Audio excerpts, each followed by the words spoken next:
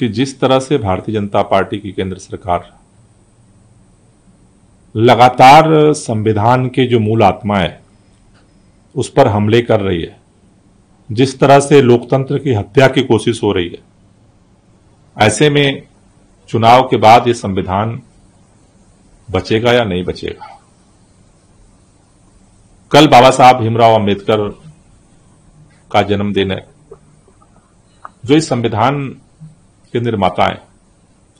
इसलिए आम आदमी पार्टी ने यह संकल्प लिया है कि 14 अप्रैल को पूरे देश में संविधान बचाओ तानाशाही हटाओ दिवस मनाया जाएगा और इसके तहत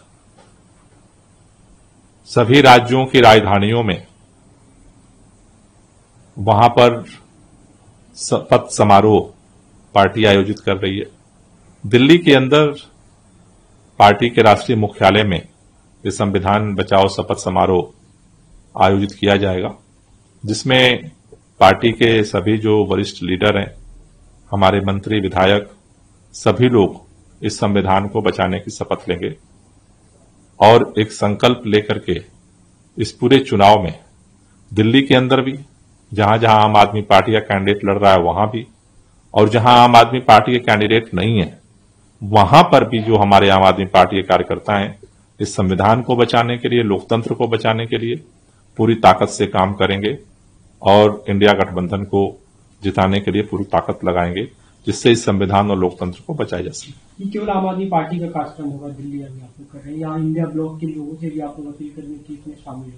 नहीं, ये आम आदमी पार्टी का कार्यक्रम है और आम आदमी पार्टी के कार्यकर्ता जो पदाधिकारी हैं, विधायक हैं, जो सांसद हैं, वो इसमें शामिल होंगे और ये शपथ लेकर के पूरे देश में इस संविधान और लोकतंत्र को बचाने के लिए जहां जहां देश भर में आम आदमी पार्टी का कार्यकर्ता है वो इस चुनाव के लोकतंत्र के महापर्व में हिस्सेदारी करेगा और इसके लिए काम करेगा। आप लोग लगातार इसे लेकर सवाल उठा रहे हैं कि संविधान पे हमला करिए, संविधान बदला जाना है।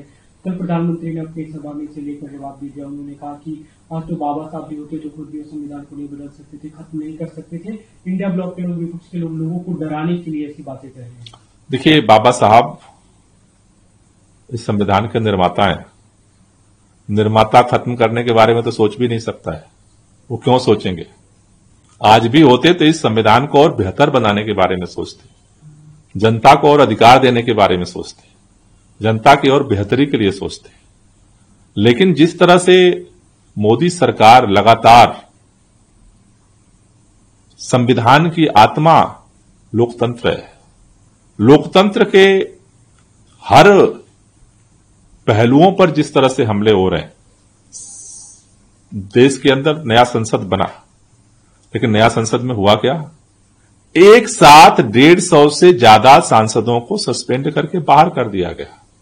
संसद आपकी मुट्ठी में, देश के अंदर जितने विपक्ष की सरकारें हैं सबको तोड़ मरोड़ करके, खरीद करके, ईडी का डर दिखा करके आप अपनी मुट्ठी में कर रहे हैं। इस देश की सारी एजेंसियां जो हैं, चाहे ईडी हो, सीबीआई हो, आईटी हो, सबको आपने अपनी मुट्ठी में कर लिया। इस देश के अंदर मीडिया को आप अपनी मुट्ठी में करना चाहते हैं। तो ये तानाशाही लोकतंत्र नहीं है। भारत के संविधान में इसके लिए जगह नहीं है। भारत के संविधान में जो हमारी प्रणाली है, संसदीय प्रणाली है, उसमें कार्यपालिका, व्यवस्थापिका, न्यायपालिका और पत्रकारिता का अपना अपना रोल है, जिससे कि लोकतंत्र का बैलेंस रहे। आपको चुनाव आयोग भी अपनी मुट्ठी में चाहिए। आपको चुनाव आयुक्त की नियुक्ति में चीफ जस्टिस ऑफ इंडिया के रहने से क्या प्रॉब्लम थी? यही तो कि आपकी मुट्ठी में नहीं रहता नियुक्ति की जो कमेटी है। एक दूसरा मामला है, अभी गोवा से खबर आई आज की वहां पे 5 साल से बच्ची की कंस्ट्रक्शन साइट पे रेप करके मर्डर कर दिया गया। पुलिस की तरफ से कहा जा रहा है कि उसमें कार्रवाई की जा रही है। नहीं, मुझे लगता है कि इसमें सख्त कार्रवाई करने की जरूरत है और ऐसे लगातार जहां घटनाएं होती हैं और भारतीय जनता पार्टी की सरकार होती है, वो इस पे मौन हो जाती है। मुझे लगता है कि इस पर तुरंत सख्त कार्रवाई करने की जरूरत है, जिससे कि लोगों को भरोसा हो सके कि अगर किसी के साथ अन्याय होता है, अत्याचार होता है, तो उसके खिलाफ कार्रवाई होगी।